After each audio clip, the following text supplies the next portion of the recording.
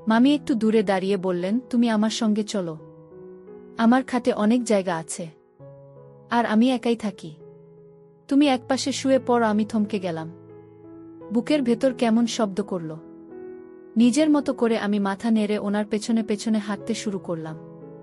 তারপর মাঝরাতে হঠাৎ, হ্যালো বন্ধুরা, আজকের গল্পটা অনেক বেশি স্পেশাল, কেউ মিস করো না। আমি রাকিব। এই গল্পটা তখনকার, যখন আমি নবম শ্রেণীতে পড়তাম। তখন আমার বয়স প্রায় 18 বছর। ঠিক সেই বছর আমার মামার বিয়ে ঠিক হয়। তাই আমি এবং আমার পুরো পরিবার মামার বাড়িতে যাই। মামার বাড়িতে তখন অতিথিতে ভরে উঠেছিল। সেখানে এক আত্মীয়ার সঙ্গে প্রথম দেখা হয়। তিনি আমার মায়ের দূরসম্পর্কের আত্মীয়। তবে তাকে আগে কখনো দেখা হয়নি। তার গায়ের রং ছিল একদমই ফর্সা এবং চেহারায় অনেক আকর্ষণীয় লাগছিল। বয়স আনুমানিক 27-28-এর মধ্যে হবে। নাম ছিল মোহিনী। সেই সময় তিনি আমার মায়ের সঙ্গে গল্প করছিলেন। আর আমি মায়ের পাশে দাঁড়িয়েছিলাম। আমি হালকা করে হাসছিলাম আর দাঁড়িয়ে দাঁড়িয়ে তাদের কথাবার্তা শুনছিলাম। কিছুক্ষণ পর উনি আমার দিকে তাকিয়ে মৃদু হেসে ফেললেন। তারপর মায়ের দিকে তাকিয়ে জিজ্ঞেস করলেন, এই ছেলেটাকে? মা হেসে আমার পরিচয় দিলেন। জানার পর তিনি একটু অবাক হলেন। তারপর মায়ের সামনে আমার সঙ্গে একটু মজা করে কথা বলা শুরু করলেন। মা তখনও পাশে ছিলেন।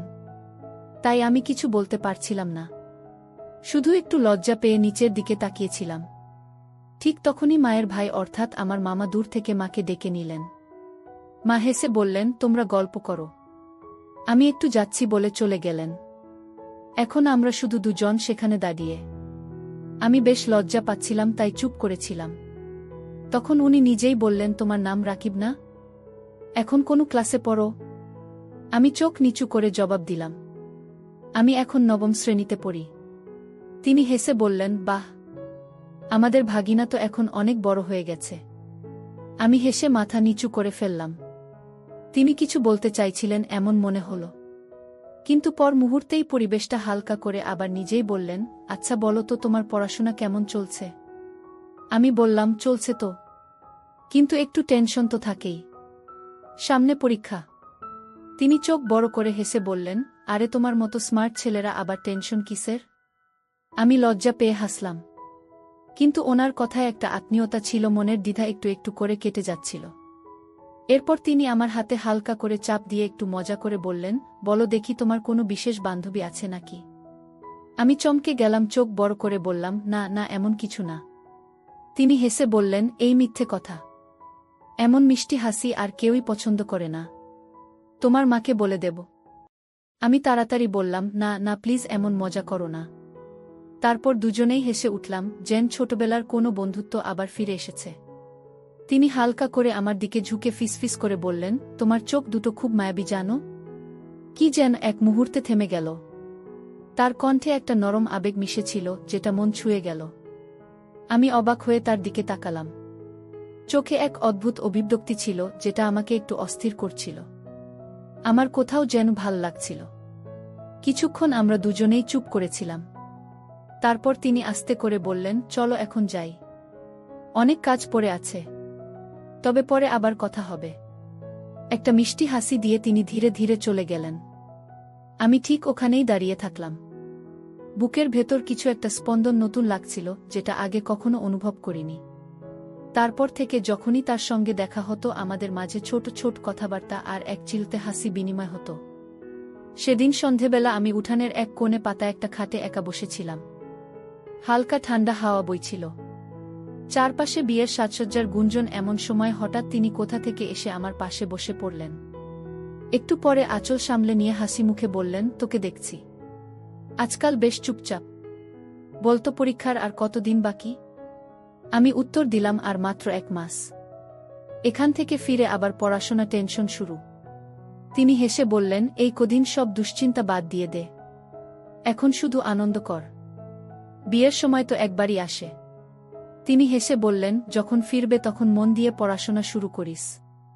সব ঠিকঠাক হয়ে যাবে। এরপর আমরা এদিক ওদিকের নানান ধরনের গল্পে মেতে উঠলাম। এক সময় কথার ফাঁকে আমি জিজ্ঞেস করে ফেললাম, তোমার মানে জামাইবাবু তো এই বিয়েতে এলেন না? উনি কি বাইরে থাকেন? তিনি একটু থেমে বললেন, হ্যাঁ, উনি এখন শহরে চাকরি করেন। ছুটি মেলেনি বলে আসতে পারেননি। আমি হেসে বললাম, তাহলে তো তুমি নিশ্চয়ই অনেক ঘুরেছি, সেখানে সমুদ্র, পার্টি, সব কিছু। আমার কথা ছিল একদম মজা করে বলা। কিন্তু হঠাৎ ওনার মুখের হাসি একেবারে থেমে গেল। চোখে যেন একটা নীরব ধোঁয়াশা নেমে এলো। মুখের চেনা হাসিটা এক মুহূর্তে হারিয়ে গেল। আমি একটু থমকে গেলাম। বুঝতেই পারলাম না আমি এমন কি বলে ফেলেছি। তিনি কিছুক্ষণ চুপ থেকে আমার দিকে তাকিয়ে থাকলেন। তারপর কৃত্রিম একটা হাসি এনে বললেন, হ্যাঁ, অনেকবার ঘুরেছি। অনেক স্মৃতি আছে। তারপর চারপাশে একটু তাকিয়ে হঠাৎ বললেন, আমি একটু আসছি। কিছু কাজ মনে পড়ে গেছে বলে চলে গেলেন। তার যাওয়ার ভঙ্গিতে একটা চাপা অভিমান আর অপূর্ণতার চাপ ছিল। আমি বোঝার চেষ্টা করছিলাম মনের ভিতরে কি যেন একটা নাড়াচাড়া শুরু হয়ে গেল। আমি ভাবতে লাগলাম সবকিছু কি ঠিকঠাক আছে ওদের মধ্যে। একজন এত হাসি খুশি কোমল মনের মানুষ হঠাৎ এভাবে ভেঙে পড়েন কেন? কেন যেন মনে হচ্ছিল তার হাসির আড়ালে অনেক না বলা কথা আছে। আমি নিজেকে বোঝাতে লাগলাম, রাকিব, তুই তো এখানে আনন্দ করতে এসেছিস। কারও ব্যক্তিগত বিষয়ে ভাবার দরকার নেই। সবাই আবার নিজের পথে ফিরে যাবে। তোর কি? কিন্তু মনের কোথাও যেন তার সেই অনুজ্জ্বল চোখ আর কৃত্রিম হাসি গেঁথে রইল। রাত নামল, খাওয়া দাওয়ার পর সবাই ছাদে শুতে চলে গেল। আমিও চাদর মুড়িয়ে শুয়ে পড়লাম। পাশে ছিল আরও কয়েকজন আত্মীয়। রাত প্রায় 11টা। হঠাৎ কানে এল হালকা পায়ের শব্দ, চুরির টুংটাং। অন্ধকার ঝাপসা চোখে দেখলাম একজন মহিলা আসছেন। আমি গুরুত্ব না দিয়ে চোখ বন্ধ করে রইলাম। কিছুক্ষণ পর টের পেলাম কেউ যেন আমাকে আলতো করে জাগাচ্ছে। চোখ খুলে দেখি তিনি সেই মামি। আমি আস্তে করে বললাম, কি হয়েছে? কিছু দরকার? তিনি কিছু না বলে তার মোবাইলটা দেখিয়ে বললেন, তোমাকে কিছু দেখাতে চাই। তিনি মোবাইলটা এগিয়ে দিয়ে বললেন, নেট কাজ করছে না। একটু দেখবে তো? আমি ফোনটা নিয়ে দেখি তেমন কিছু হয়নি। হয়তো ভুল করে ফ্লাইট মোড অন হয়ে গেছিল। আমি সেটা বন্ধ করে আবার নেট অন করে দিলাম। তারপর ফোনটা ফেরত দিলাম। তিনি জিজ্ঞেস করলেন, কি হয়েছিল? আমি হেসে বললাম, কিছু না। ফ্লাইট মোড অন ছিল, বুঝতে পারিনি বোধ হয়। তিনি কিছুক্ষণ আমার চোখের দিকে তাকিয়ে রইলেন, যেন কিছু বলতে চাইছেন, আবার যেন নিজেকে কিছু বোঝাতে ব্যস্ত। তারপর হালকা করে একটা হাসি দিয়ে বললা, ধন্যবাদ। আমি মাথা নেড়ে আবার চাদর গায়ে দিতে যাচ্ছিলাম। ঠিক তখনই তিনি আসতে বললেন, একটা কথা বলি রাকিব, আমি একটু নিচে যাব, কিন্তু অন্ধকারে যেতে ভয় লাগছে। তুমি কি সঙ্গে যাবে? আমি মুহূর্তের জন্য চমকে উঠলেও নিজেকে সামলে নিয়ে বললাম, হ্যাঁ মামি, চলুন, কোনো সমস্যা নেই। আমি চটি পরে নিলাম। আর আমরা ধীরে ধীরে সিঁড়ি দিয়ে নিচে নামতে শুরু করলাম। চারপাশটা একেবারে নিঃশব্দ। অন্ধকার আর ঠান্ডা, মানে একদম আমার পাশে পাশে হাঁটছিলেন। আমরা বাথরুমের কাছে পৌঁছালাম। আমি দরজার একটু দূরে দাঁড়িয়ে বললাম, আপনি যান, আমি এখানেই আছি। তিনি একবার আমার দিকে তাকালেন, মাথা নেড়ে ভেতরে চলে গেলেন। আমি বাইরে দাঁড়িয়ে ভাবতে লাগলাম, ওই সন্ধ্যায় সেই মুহূর্তটা যখন কথায় ওনার মুখের হাসি হারিয়ে গেছিল, আজও যেন সেই একই নীরবতা ওর চোখে লেগে আছে। কিছুক্ষণ পর উনি বের হলেন। আঁচল সামলে নিয়ে একবার আমার দিকে তাকিয়ে বললেন, ধন্যবাদ রাকিব। সত্যিই একা যেতে মন চাইছিল না। আমি হেসে বললাম, আপনি ভয় পাবেন না মামি, আমি তো আছি। তিনি কিছু না বলে আমার পাশে পাশে হাঁটতে লাগলেন। ছাদে ফিরে দেখি সবাই ঘুমিয়ে পড়েছে। কারো শ্বাসের শব্দ, কারো মৃদু নড়াচড়া, পুরো জায়গাটা একটা গভীর ঘুমের আবহ। আমি ধীরে ধীরে নিজের হাতের দিকে এগোলাম। কিন্তু গিয়ে দেখি আমার জায়গায় কেউ একজন ঘুমিয়ে পড়েছে। হয়তো ঘুমের মধ্যে সরে এসেছে। আমি একটু ঝুঁকে তাকে সরাতে যাচ্ছিলাম। হঠাৎ পেছন থেকে আমি খুব ধীরে বললেন, রাকিব, দাঁড়াও, ওকে তুলো না। আমি ঘুরে তাকালাম। তিনি কয়েক কদম দূরে দাঁড়িয়ে বললেন, তুমি আমার সঙ্গে চলো। আমার খাটে অনেক জায়গা আছে। আমি একাই আছি। তুমি একপাশে শুয়ে পড়। আমি থমকে গেলাম। বুকের ভেতর শব্দ করল নিজের মতো করে। আমি মাথা নেড়ে ওনার পেছনে পেছনে হাঁটতে শুরু করলাম। ছাদের সেই কোণটা ছিল একটু নিরিবিলি, অন্য জায়গা থেকে আলাদা। সেখানে বাতাস একটু বেশি ছিল, আর দূরে হওয়ায় একটা নিঃশব্দ তার চারপাশে ছড়িয়েছিল। আমি তার বিছানা ঠিক কোণে প্রস্তুত করেছিলেন, চাদর গোছানো, একটা ছোট বালিশ আর পাশে একটা পাতলা কম্বল। তিনি নীরবে একটু সরে গিয়ে একপাশে জায়গা করে দিলেন। আমি চুপচাপ অন্য পাশে গিয়ে খুব সাবধানে শুয়ে পড়লাম। আমরা দুজনে কিছুক্ষণ কথা না বলে চুপচাপ পড়ে রইলাম। আমি আকাশের দিকে তাকিয়েছিলাম, মনে চলছে হাজারো প্রশ্ন, কিন্তু মুখে কিছু আসছিল না। হঠাৎ মামি খুব আস্তে ফিসফিস করে বললেন, রাকিব, আজ ভাল লাগছে, তুমি পাশে আছো। আমি উনার দিকে না তাকিয়ে শুধু বললাম, আমারও। মামি, আকাশে তারা ছিল, বাতাসটা ঠান্ডা ছিল, কিন্তু মনের ভিতর যেন একটা গরমা গরম ভাবনা ঘুরছিল বারবার। সন্ধেবেলা সেই মুহূর্ত যখন গোডার কথা শুনে আমি হঠাৎ চুপ করে গিয়েছিলেন, কেন এমন হলো? কেন এত মন খারাপ হয়েছিল তার? প্রশ্নগুলো মাথার মধ্যে জট পাকাতে লাগল। বলতে ইচ্ছে করছিল, জানতে ইচ্ছে করছিল, কিন্তু ভয় লাগছিল কিছু এমন না বলি যাতে উনি কষ্ট পান। শেষে আর নিজেকে আটকে রাখতে না পেরে খুব আস্তে জিজ্ঞেস করলাম, মামি, আপনি জেগে আছেন? উনি একটু দেরিতে উত্তর দিলেন, হ্যাঁ রাকিব, বলো, কিছু হয়েছে? আমি কিছুক্ষণ চুপ করে থেকে আসতে বললাম, একটা কথা জিজ্ঞেস করতে চাই, যদি কিছু মনে না করেন। তিনি একটু থেমে বললেন, জিজ্ঞেস করো রাকিব। আমি কণ্ঠ নরম করে জিজ্ঞেস করলাম, আজ সন্ধ্যায় যখন আমি আপনাকে গোয়া নিয়ে একটু হাসি ঠাট্টা করছিলাম, আপনি হঠাৎ চুপ করে গিয়েছিলেন। মুখটা যেন কেমন হয়ে গিয়েছিল। আপনি কি কষ্ট পেয়েছিলেন? সন্ধ্যা যখন আমি আপনাকে বেড়াতে যাওয়ার কথা বললাম, তখন আপনি হঠাৎ চুপ হয়ে গেলেন। আমি আসতে বললাম, তারপর আপনি কোনো কথা না বলেই উঠে চলে গেলেন। তখন মনে হলো আমি বুঝি কিছু ভুল বলে ফেলেছি। আমি চুপ করে রইলেন। আমি একটুখানি থেমে একটু সাহস করে আবার বললাম, মামি, আপনার মামার মধ্যে সব ঠিক আছে তো? তিনি হালকা করে পাশ ফিরলেন। তারপর বললেন, সব ঠিক আছে রাকিব, এসব ভেবে মন খারাপ করো না। কিন্তু তার কণ্ঠে যেন সেই আশ্বাসের দ্বিধা ছিল না। মনে হল তিনি কিছু একটা লুকোচ্ছেন, যা দীর্ঘদিন তার ভিতরে জমে আছে। আমি আর কিছু না বলে চোখ বন্ধ করে শুয়ে পড়লাম। পিঠটা তার দিকে ঘুরিয়ে, কিন্তু ঘুম আমার চোখে এলো না। মন ঘুরে ফিরে সেই এক জায়গাতেই বারবার চলে যাচ্ছিল। আমি সেই মুখ, তার শান্ত গলা, আর সব ঠিক আছে কথাটার ভিতর শূন্যতা। এইসব ভাবতে ভাবতেই হঠাৎ কানে এলো একটা ভাঙ্গা ভাঙ্গা কান্নার শব্দ। আমি চমকে উঠলাম। ধীরে ধীরে পাশ ফিরে তাকালাম। আমি আকাশের দিকে তাকিয়েছিলেন। তার চোখ দিয়ে জল গড়াচ্ছিল চাঁদের নরম আলো। সেই জল স্পষ্ট দেখা যাচ্ছিল। তার মুখ যেন হারিয়েছিল কোনো পুরনো স্মৃতিতে। আমার মনে হলো কিছু একটা ভেঙে গেল। আস্তে করে জিজ্ঞাসা করলাম, মামি, আপনি কাঁদছেন কেন? তিনি তড়িৎ ফিরলেন আর তাড়াতাড়ি আঁচল দিয়ে চোখ মুছে ফেলতে লাগলেন। একটা লজ্জা, একটা অপ্রস্তুত ভাব তার মুখে ফুটে উঠল। কিছু না রাকিব।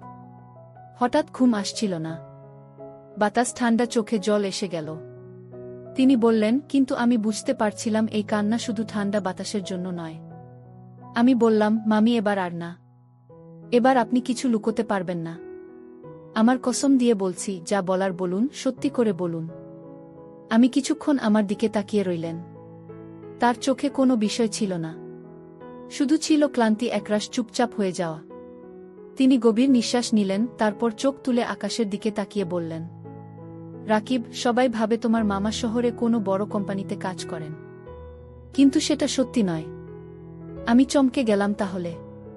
তাহলে মামা আসলে কি করেন? মা, আমি তোমার মামা সেখানে গাইডের কাজ করেন। বিভিন্ন দেশ থেকে যারা ঘুরতে আসে তাদের ঘোরান, হোটেল খুঁজে দেন, পার্টির ব্যবস্থা করেন। অনেক সময় তাদের সাথে মিশে যান। তিনি থেমে গেলেন। আমি তার হাতটা আলতো করে ধরলাম। আমি এতে খারাপ কিছু নেই। সেটাও তো একটা কাজই, মানুষকে আনন্দ দেওয়া, সহযোগিতা করা। এটাই তো গাইডের কাজ। এতে খারাপ কিছু আছে বলে আমি মনে করি না। আমি আস্তে করে বললাম। তিনি আমার দিকে তাকালেন।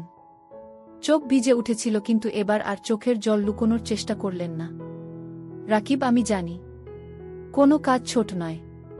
কাজ মানে পরিশ্রম, দায়িত্ব, কিন্তু আমার কষ্টটা কাজের কারণে নয়। এই কথা বলেই তিনি থেমে গেলেন।